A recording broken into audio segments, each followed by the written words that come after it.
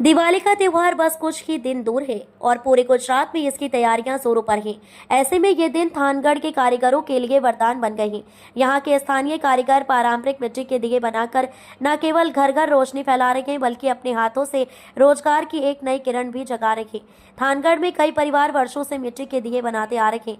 जहाँ पहले सिर्फ साधारण दिए ही बनते थे, वहीं अब समय के साथ नए डिजाइन, रंग बिरंगी आकृतियां और आकर्षक कलाकृति वाले दिए बन रहे हैं। चटक रंगों, चमक और पारंपरिक नक्काशी से इन दियों की खूबसूरती और भी बढ़ जाती है। स्थानीय स्तर पर महिलाएं भी बड़ी संख्या में इस काम से जुड़ रही हैं। कुछ महिलाएं घर बैठे दियों पर रंग रोगन कर रही हैं, तो कुछ उन्हें बाजार में बेचने में मदद कर रही हैं। इस प्रक्रिया से कई परिवारों को आय का एक अतिरिक्त स्रोत मिल रहा है।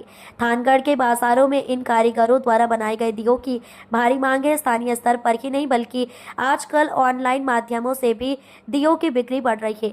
दिवाली के इस पावन अवसर पर थानगढ़ के कारीगरों के हाथों से बने ये दिए न सिर्फ घरों को बल्कि कई परिवारों के जीवन को भी रोशन कर रहे हैं।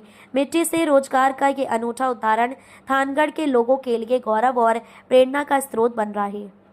हाँ, माરું नाम मुकेश प्रजापति है।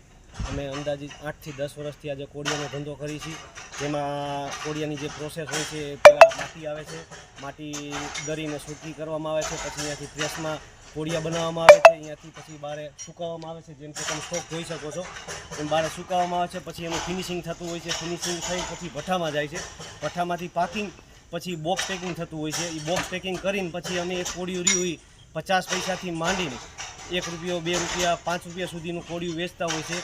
જે કોડિયું અમારું ભારતભરમાં સેલ થતું હોય છે, તો ભારતના લોકોને અમારી એ જ અપીલ છે કે આ કોડિયું ભારતમાં બને છે તો ભારતનો રૂપિયો ભારતમાં જ રહે, એવી અમારી અપીલ છે।